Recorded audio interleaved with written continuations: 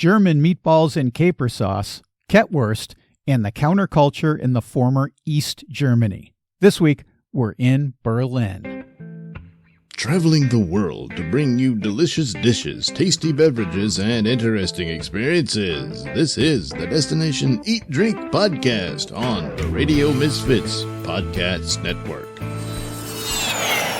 I'm Brent Peterson. Welcome to Destination Eat Drink, the travel podcast for foodies.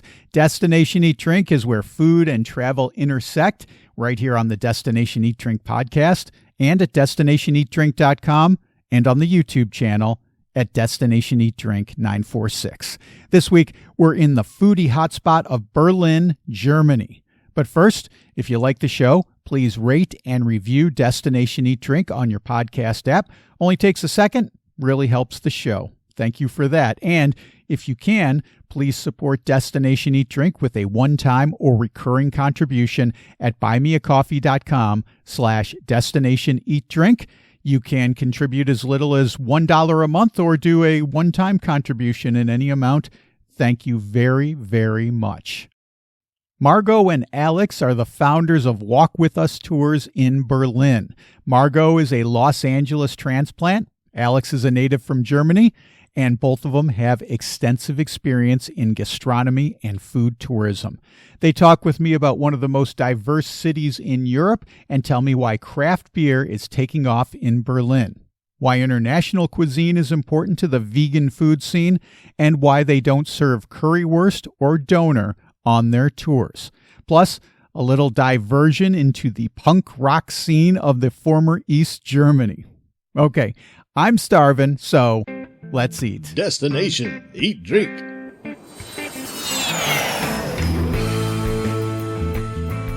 Margot and Alex from Walk With Us Tours in Berlin. I'm anxious to talk to you about one of my favorite cities in all of Germany and all of Europe and all of the world. Welcome to Destination Eat Drink. Thank you. Thank you so much. Thank you for having us. So I want to talk about a couple neighborhoods in Berlin and where you guys do tours. So let's start. Tell me a little bit about where you guys do your tours in the former East Germany and what makes them interesting. Maybe starting with Friedrichshain. Prenzlauder Berg and Friedrichshain. Both of the neighborhoods have, in a way, a similar kind of history.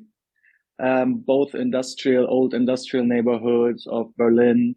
Both really got developed and urbanized in the course of industrialization, so mid-19th century here in Berlin. And both heavily hit during air raids in 45, specifically during what historians call the Battle of Berlin, for the last heavy fights in the streets and the last heavy fights during the Second World War. And so it were two neighborhoods that basically had to reinvent themselves, had to be reborn, resurrected. And then also both neighborhoods were part of former East Berlin, so a part of the first Soviet occupation zone, and then the communist state of Germany. So you find quite similar, particularities and similar histories. What happened also in both neighborhoods was right when the wall came down, there was a lot of unused industrial space that then was appropriated by the subculture. For example, Friedrichshain is known for the hub for techno and house music, a lot of institutions and nightclubs in this subculture located there, as well as Prenzlauder Berg, known for a lot of locally owned cafes, bars, restaurants. It was just incredibly affordable or even cheap to either buy a space for your gastronomy or for your bar or for your little independent clothing store or so. And that is why in the mid and 90s, a lot of people, for example, in Prenzlauder Berg, but as well as in Friedrichshain, started to create a quite vibrant local bar gastronomy scene. Like I said, an interesting art scene and now I would say form a bit two alternative neighborhoods of Berlin. At the same time, you of course have extreme process of gentrification in these neighborhoods. That's of course a topic of every Berliner neighborhood, but specifically in areas that come from communist price levels. When you see the relative increase rates in Prenzlauder Berg or so, it's now some corners of it are one of the most expensive places to live. So you have that story. And so what interested us in these neighborhoods is that in a very concentrated way, you have a lot of great gastronomies, interesting, mom and pop shops, wine bars, microbreweries, and so on. And that is why we decided to run our tours there. That's pretty much why we picked these two. Yeah, and maybe Margot has anything to add to this. Both of the areas, we wanted to stay in East Berlin because we feel that it's underrepresented, or maybe still has kind of a shadow casted over it, even though the wall fell decades ago. So I think it's nice for a traveler to come and explore an area that they might not make it to, because, for example, on our tours, you're not going to see the most famous sites like Brandenburg Gate or, Tiergarten, or some of the bigger sites that are kind of there in the Mitte area. Of course, each Berlin district is very, very special and unique and has different things to offer.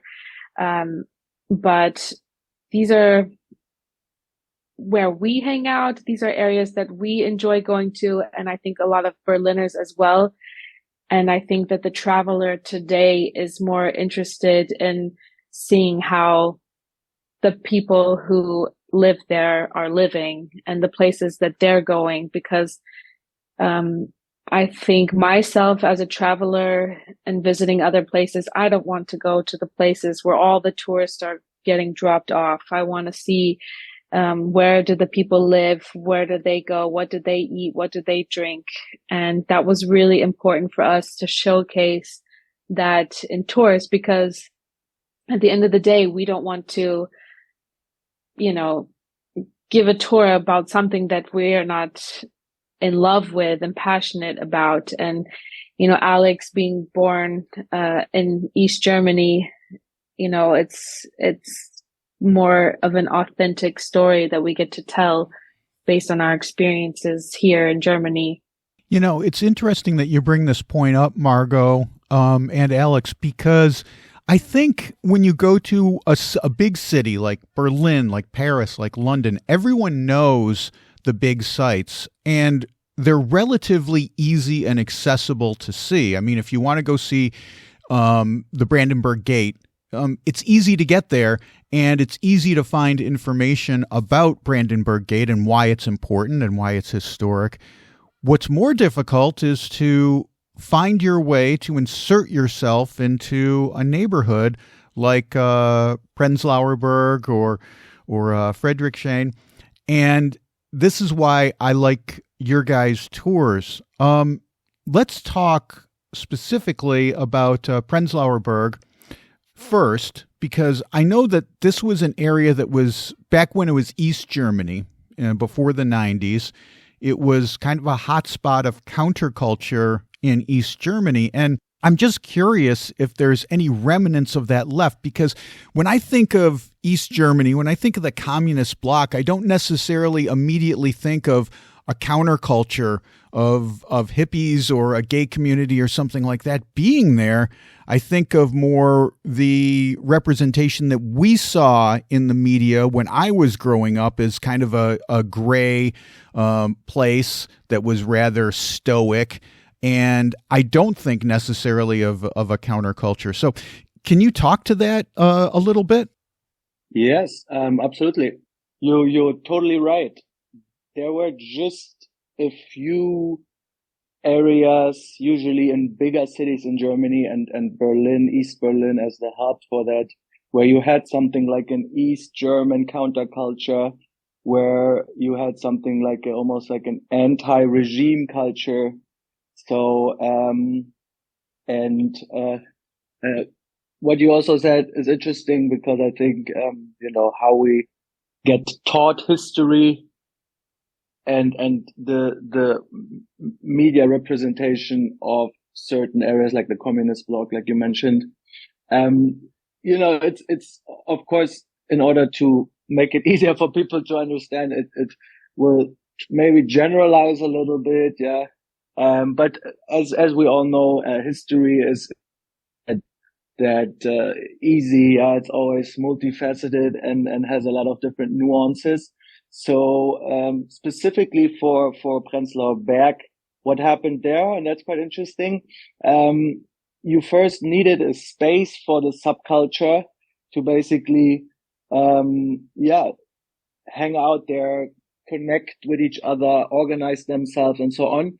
And what you saw in Prenzlauer Berg specifically was that a lot of like old buildings there that were constructed under the Prussian rule, so usually from like 1870 to 1910.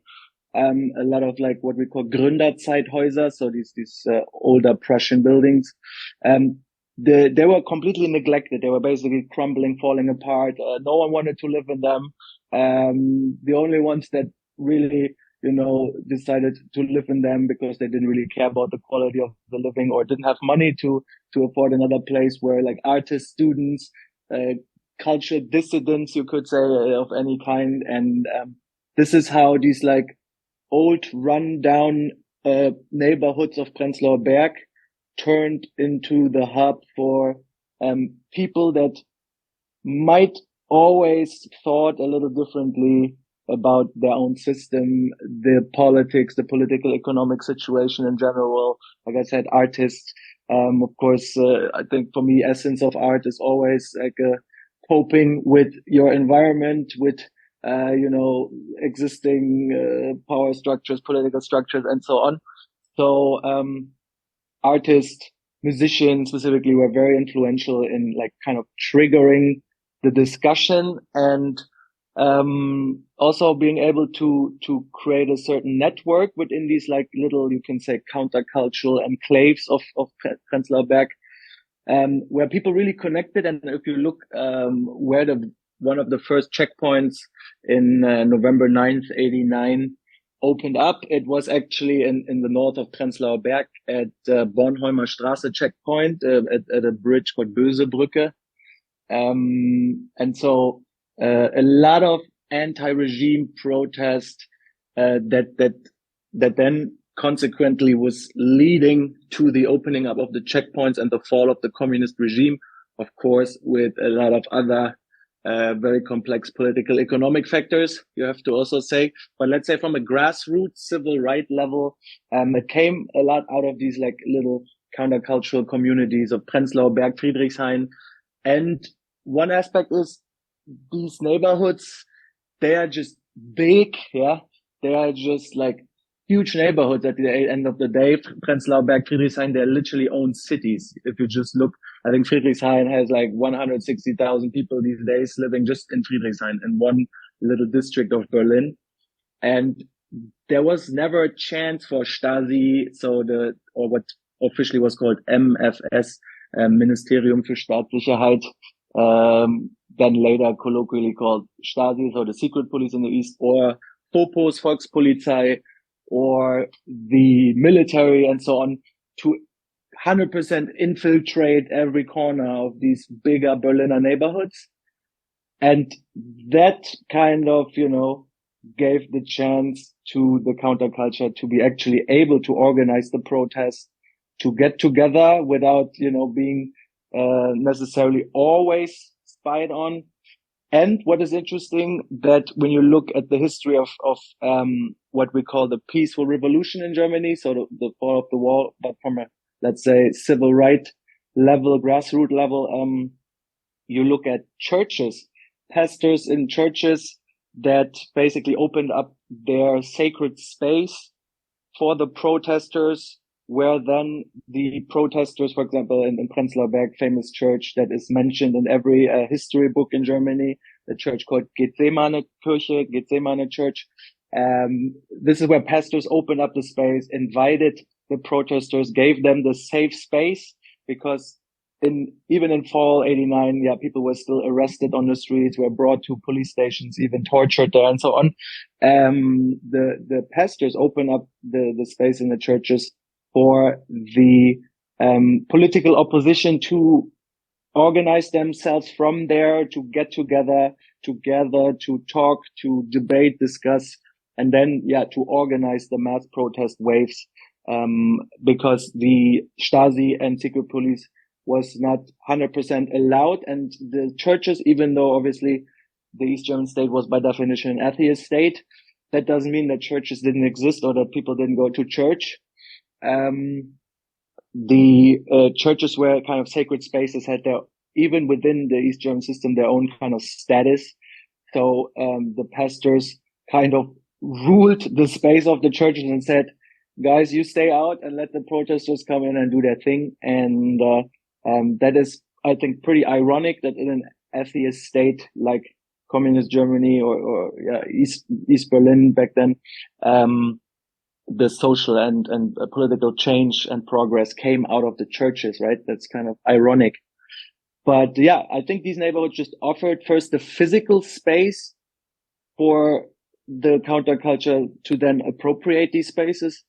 And that, created also a network of, you could say, countercultural movements or subcultural movements, great punk music, anti-regime punk music, like, Renft combo stuff that my father was listening to. People always think that in East Germany, they only wrote regime music, basically flattering the regime and so on. But there was a lot of like subversive music as well. And, maybe not so known to a lot of people, but you're right when you say that Prenzlauder Berg was the hub for foreign political opposition and counterculture in East Germany. I didn't realize that there was a punk music hotbed going on in East Germany, but it makes sense because in Berlin they love punk music, because I know, if I'm not mistaken, there is a Ramones museum in Berlin, or at least there was at one point. So there must be there must be a thirst for punk music there. Ramones are one of my favorites too. Mine too, for sure. Ramones, Sex Pistols, and the Clash, all the good old stuff. Yeah. But there was something like an East Germany. There's a just really interesting exhibition right now in Prenzlauer Berg. Museum in der Kulturbrauerei, they show even heavy metal and hip hop culture within East Germany. Quite interesting. It existed. It was obviously minor and on a broader societal level, it was not like relevant in this way, but it existed. There's, like I said, a lot of more nuances to that than people might think. Margot, I wanted to ask you about Prenzlauer Berg because Alex kind of mentioned how it's changing, how it has changed since the wall came down and the reunification. But you guys do a couple of tours there, and one of them is a gourmet food tour. So I'm wondering, what is it about the food culture that makes Prenzlauer Berg so fascinating for you? One of the great things I think about Prenzlauer Berg and also our gourmet food tour is that the places that we go, they're really paying a tribute to not only German food, but regional food and, having modern twists on classical dishes, as well as very traditional old German restaurants that we visit that stick to the classics, which is actually very funny because you start to see a resurgence of bringing back these classic dishes. For example, one of the dishes that we have on our gourmet tour is called Königsberger Klopse, and it is a very, very delicious meatball and with a caper sauce, and it is wonderful. So very interestingly enough, probably the most famous chef coming out of Berlin is Tim Rau. And he has several restaurants here in Berlin, including a 2 Michelin star restaurant, which is many, many times over been ranked, one of the top restaurants in the world. And even though his original restaurant here is kind of an Asian fusion based restaurant, he now has a classic German menu at his restaurant where he is serving dishes like Königsberger Klopse. And just recently, I saw as well that he is going to be taking over the restaurant space of the TV tower, where he will again be bringing back these old traditional East German dishes. And, I might say some things that upsets Alex because of course he knows better than I do about what is German or not German or East or West. But I think this is really interesting because we start to see not only in the 2 Michelin star restaurants, but also very nice modern new restaurants. For example, Alex, what is the one there? Trio. Exactly. Trio. Amazing restaurant. Again, creating a beautiful new chic space, but having these old dishes. And I love that we get to serve these dishes on our gourmet tour in a very old setting, an old restaurant, very beautiful with a lot of history, of course. And, then we make our way to another stop, a gourmet shop, where all of the products in the store are coming from the region of Brandenburg, which, we are surrounded by farmland. And as coming from California, where we grow everything there, not everything, but a lot of different vegetables and fruits and nuts. I never thought of Germany as a place that had a lot of farms and a lot of vegetables. But recently I was just curious. So I looked on a website to see during these months, what vegetables are available. And I can tell you that in spring, in June, early summer, we have about 30 to 35 different types of vegetables that are grown here in Germany, which is pretty incredible because before moving here, always thought, okay, Germany is beer and potatoes, Right. and they don't really have much more to offer. So I love that we get to bring people and tell them that and show them that and let them taste all of these wonderful things that this, not only Germany has to offer, but this region. And at the same time, paying tribute to the old with the new, supporting small businesses who support small farmers and small businesses. And I love that we get to, not only talk about these things, but actually practice what we preach and what we care about and what is important to us. And Prenzlauder Berg has that to offer, on every block. And you might not see it when you walk by. And I think a lot of people, when you look at it, there are still a lot of parts, especially in Friedrichshain, but also in Prenzlauder Berg, that they don't look so nice. You have a lot of graffiti, just maybe to the eye of a newcomer, they might think, oh, this doesn't look nice. But when you start walking in the streets and you start looking at the shops and the restaurants and the bars and the people, you get a really, really nice vibe. And it's a lot of hidden treasures and surprises. And I love that we get to show people that. Yeah, so you've got the gourmet food tour on one end of the spectrum, and then on the other end you've got the street food tour, and that's also in Prenzlauer Berg. Tell me about that, because when I think of street food in Berlin, immediately what comes to my mind is currywurst and doner kebab. And Yes. Right. I don't know if you guys offer that on your street food tour, but I imagine it's much more than that. We Yes. actually, I think we actually pride ourselves to be the first food tour business in Berlin that doesn't serve currywurst. Okay. And don't get me wrong, nothing against currywurst, and nothing against food tours that offer that. But if you live here, if you come from here, if you know Berlin, then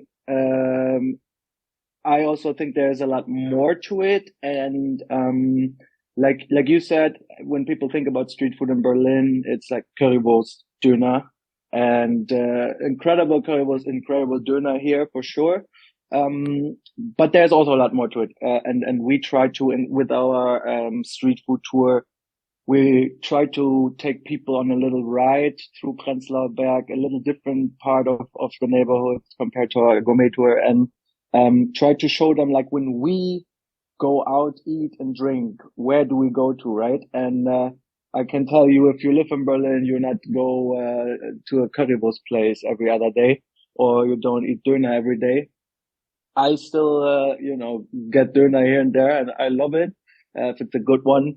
But there's so much more to it, and the multiculturalism of the city is nowadays took a whole nother level. I mean, Berlin counts as one of the most multicultural places in Europe, if not in the world, by just the sheer number of nationalities living within the city. And so that, I thought, was a little underrepresented. We still have a nice East Berliner snack on the tour that actually didn't make it much out of East Berlin. Yeah. So if you talk about street food from back then during East Berliner times, this is also what we have reflected on our food tour. But we also go to a Chinese place and so on. Yeah. So really reflecting a bit the diversity of the city, and maybe going a bit beyond, let's say, the cliches and stereotypes. I don't think you necessarily have to come on a food tour to eat currywurst. That is just my opinion, but that's what we sure, it's we try everywhere. to create a little. Yeah, and we try to create a little different model, and also to position ourselves, to differentiate ourselves, just from a business perspective. I don't think that Berlin needs another food tour business that offers currywurst and kebabs. Yeah, I think at one point it's saturated, and if you don't find your niche, then it's just difficult to stand out and to compete. And besides that, we think that there's so much more layers to it, and so much more, behind the curtain, behind the iron curtain, you could say. What's the name of that East German snack that you said didn't make it out of East Berlin? It's called Kettwurst. Kettwurst. Okay. Kettwurst, not like the animal cat. K-E-T. Kettwurst. Sometimes written with double T. I think officially it was supposed to be just with one T, K-E-T, and then Wurst, like sausage. Yeah. Maybe look it up. It's kind of the counter model to the West Berliner hot dog. Oh, okay. Mm-hmm. And did you grow up eating this? I did. Yeah. I remember, as a child, I was like big into football, soccer, the real football. No offense. Not the American. Hey, there's American football's coming to Germany this year. Right. No, for sure. They're here. And people, like, I have friends, they're watching it actually. They're into it. They like stay up all night to watch Super Bowl these days. Right. Yeah, but I remember, like, the very first Kettwurst I had was at the Berliner Olympic Stadium. It was like a football game. I went with my dad and with my uncle, and I was like probably 8-9 years old or so, and then I really liked it, and so there's this place in Prenzlauer Berg that has a long history of serving that. Already during the 80s, people would go there. And it's just a place where people still speak like Berliner Schnauze, Berliner slang, Berliner Snout, you would say. And yeah, it's just really authentic and just a great little snack that we have on the street food tour. In the same way that the gourmet tour is kind of a tribute to German food, the regional foods of Brandenburg and Berlin and East Germany, I think that our street food tour is a dedication to the international community here in Berlin, because like Alex said, we have so much more to offer than currywurst or schnitzel or, liters of beer. Not all of Germany is the same, and Berlin is definitely not like the rest of Germany. And like Alex was saying, we actually have over 190 different nationalities living in Berlin, which is one of the largest international communities in the world. So it would be amiss to not include that, because for me personally, these are the foods that I like to eat. I like to finally get a nice taco. Growing up in Los Angeles, we have the best Mexican food. Yes. And here it was really hard to find. But then all of a sudden, as the international community grew, so did the food places and the food offerings. And it's just so diverse. And there's so many good places, and they're opening up new ones all of the time. And there's so much competition in Berlin nowadays for food and gastronomy and, just the whole gastronomy business, that if you're not doing it well or doing, something really outstanding, it's going to be tough to compete. So we as the consumers are really lucky because we get to eat some amazing food. I love seeing these new cultures come in and bring their food with them. My friend in Los Angeles, who's an actor and TV host, Rupak Jin, he calls it culinary diplomacy, because when good food comes in, it makes a really strong argument for allowing more immigration and allowing more people coming in, because you're tasting this delicious food and you're like, I want more of this, I love that. Absolutely, yeah. Margot, you mentioned liters of beer. I'm not opposed to having a liter of beer, but you guys do a craft beer tour. I would imagine there's not liters of beer because you can't drink that much beer on a tour. But you must go to some pretty cool places. This is in the Friedrichshain neighborhood. Tell me about craft beer in Berlin and Friedrichshain specifically. What we just talked about with the food scene, and of course beer scene as part of the broader culinary scene. What you see also reflected in the craft beer scene is that a lot of international people, so American brewmasters, guys from Scandinavia, from the UK, from Netherlands, Belgium, and so on, they kind of are influential these days in maybe creating and shaping a new beer culture, maybe breaking with the very traditionalist approach to German beers, and also getting together with German Berliner brewmasters that come from the old German craftsmanship when it comes to beer, and fusing two brewing or multiple brewing traditions, multiple approaches in regards to beer together and create something new. And that is, I think that's the story of all aspects of life within Berlin and in Berlin. But that's also very true for the craft beer scene. So you find, of course, traditional German lagers, well brewed, but you also find like some crazy pink guava passion fruit sour. Cool. That is also a part of the scene. Also, on that note, Berlin has actually a long tradition of sour beers, because the oldest beer of the city of Berlin is the so-called Berliner Weisse, and that is a sour wheat beer, right? So using lactic acid bacteria for one part of fermentation. So a probiotic drink, I call it. It's good for you. And yeah, exactly. Well, Berliner Wellness, you could say. Okay. Berliner Wellness drink. I like it. Yeah, and so it has. There's also what I see, which is interesting, a revitalization of old German regional beer styles like Berliner Weisse, Gose, smoked lagers from Franconia, just these like specialty beers that always existed, but they were not really represented in the mass market for beer. And the beauty of the craft beer scene in Berlin is that it showcases the beautiful diversity, the different colors, flavors, and also offers, let's say, American styles, incredible like New England style IPAs or West Coast IPAs or traditional English stuff, English style stouts or Irish style stouts.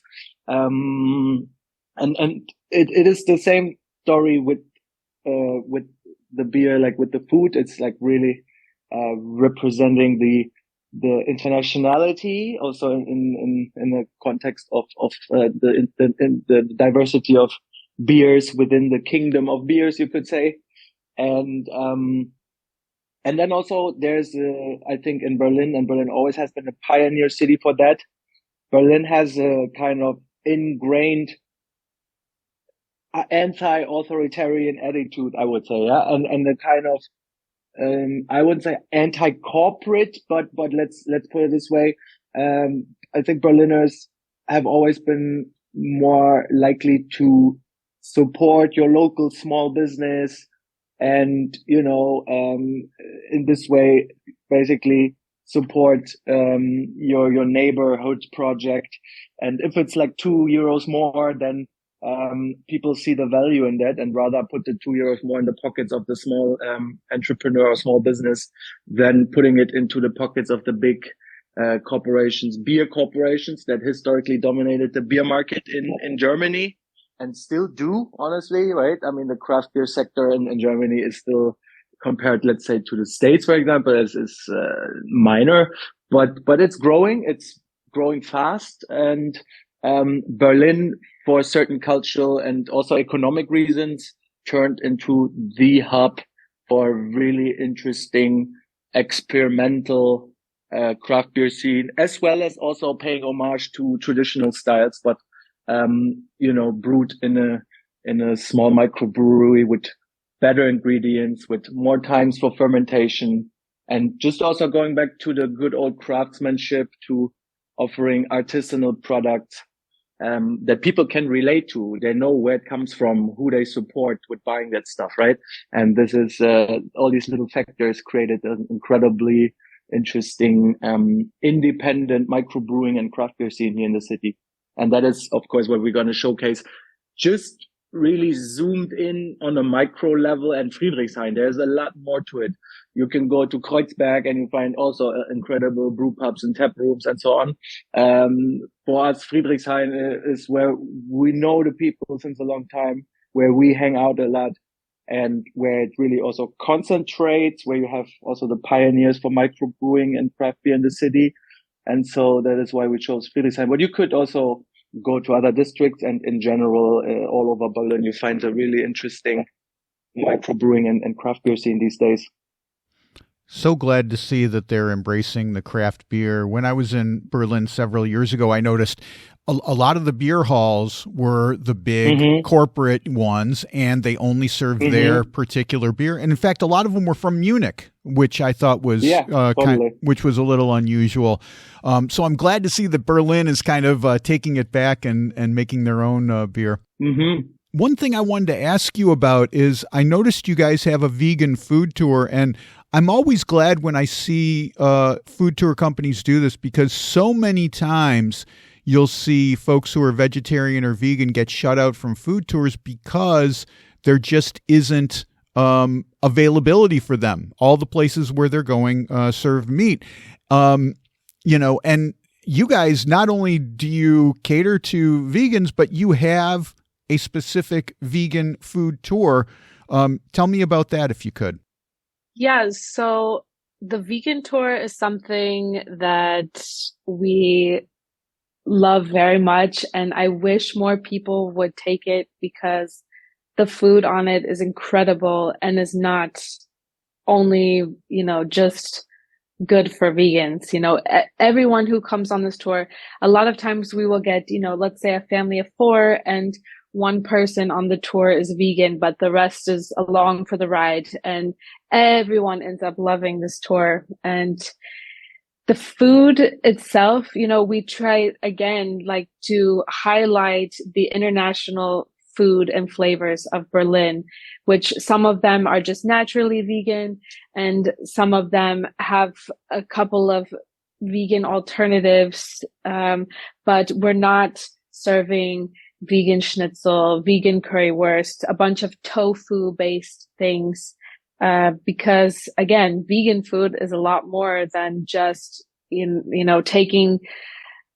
having an alternative. So we have, a lot of different vegetables, or for example, one of my favorite dishes on the vegan tour is, a Turkish dumpling, which can be made with meat, but this one is made with potato and spinach. And then it also has, a vegan yogurt that is put on top, but it is so incredibly tasty, and it would, like I said, it's good for everyone. And we are really lucky here in Berlin, because Berlin is, I think it changes every year, but it is one of the top 2 cities in the world of, vegan friendliness, based on how many options and places there are to vegan food. And we can also offer, for example, on the street food tour, can be fully vegan, just because and it's in Berlin, you cannot get away with not having vegan options. And many of the restaurants that you go to, you might see a longer list of options for the vegans than, meat eaters. So, which is cool. But I like it. the vegan tour, like I said, I wish that more people would be interested and open-minded, because, it is really a tour that is for everyone, and there's not a bite on there that people don't enjoy. I think people are sometimes put off by the word vegan, and they don't understand that it's not just vegan food, it's good food. Yes. One of my favorite restaurants in Lisbon, and it's been ranked at the very top of all restaurants in Lisbon for all kinds of food, happens to be a vegan restaurant. And, I take people there who are not vegan all the time, just because they make awesome food. And this is what people should think. Don't be put off by the word vegan, because, if you guys are curating these places, it's going to be quality. Yeah. Well, it's maybe a good tip. Maybe we should change the name and just call it Friedrichshain Food Tour. And at the end, we tell them, by the way, this is a vegan tour. Guess what? Everything you ate was vegan. Yeah. We're on like one of our street food tours. We have a vegan taco, and people try it, eat it. I ask them like, what do you think? What kind of meat it is? And people, they're guessing chicken, pork, and then I tell them it's actually a vegan taco, and they make their own homemade seitan there. So basically kind of a wheat protein, nicely marinated and so on, and people are completely flashed. So you're right. That's, I think, a big aspect of it. The term has a connotation, and not necessarily the most popular connotation. Then veganism, I think sometimes is seen a bit kind of a movement that wants to tell other people what to do or not to do, almost like in a context of like militant veganism, let's say.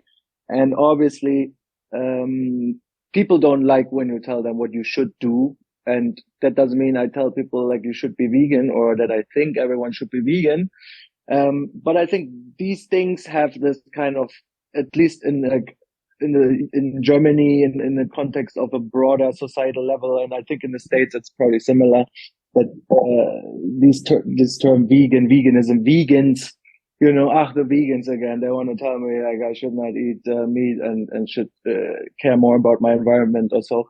All these things lead to these stereotypical images and preconceived notions of veganism and vegan food.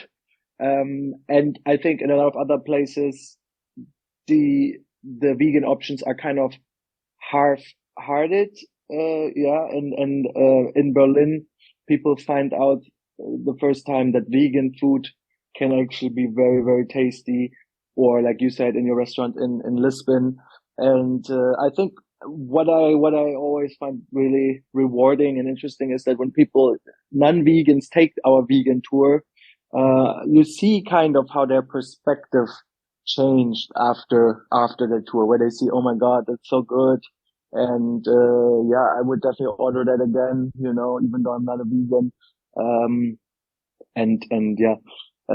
So that is, I think one aspect of it, this kind of connotation that people have a bit, and think like vegan food is always bland and, doesn't have any taste, but that's obviously not true. And like Margot also said, there are a lot of ethnic food in the city that plays a role, like Vietnamese, biggest Asian community in Berlin are Vietnamese,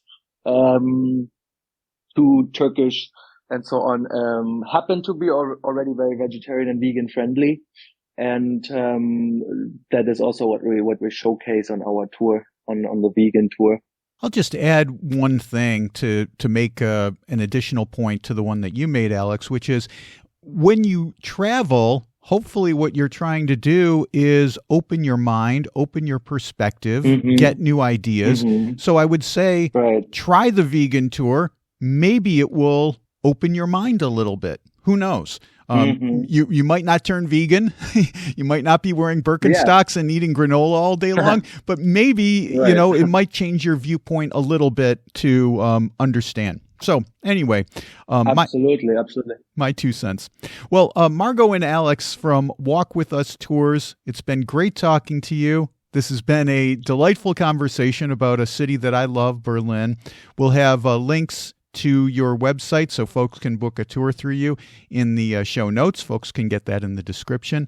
Thank you so much for being here. It's been a great conversation. Thank you so much, Brent. I really appreciate it. Thank you so much for having us. Thank you very much. Okay, that's Margot and Alex from Walk With Us Tours. What a fascinating conversation. I think I could talk with them for hours about the food and history of Berlin. You can find Margot and Alex at walkwithustours.com. I've also got a link in the show description. Well, that's it for this week. Next week, we are in Tallinn for Estonian Jägermeister, a sandwich dilemma, and eating Christmas trees. That's right. Don't miss that. Until then, get over to destinationeatdrink.com, where I just posted a story about Diego Velázquez and the sights you can see related to the famous Spanish painter in his hometown of Seville, Spain. Read that at destinationeatdrink.com/blog. I also just posted a new video. This one is the best vegan food in Lisbon. You might think Lisbon is all about fish and pork and custard tarts, but you can find some of the most amazing vegan food in Lisbon. It's really one of my favorite vegan foodie cities in the entire world. And these dishes will satisfy even the most hardcore carnivore. You can see that by clicking on the video tab at destinationeatdrink.com or go to YouTube. My YouTube channel is at destinationeatdrink946. And if you like the show, please consider making a one-time or recurring contribution at buymeacoffee.com/destinationeatdrink. Thanks to everyone who's contributed. And if you're thinking about it, buymeacoffee.com/destinationeatdrink. Thank you. Destination Eat Drink is distributed by the Radio Misfits Podcast Network and Ed Silla. Thanks, Ed. I'm Brent Peterson. I'll see you down the road. Join us next week for another culinary adventure on Destination Eat Drink, a presentation of the Radio Misfits Podcast Network.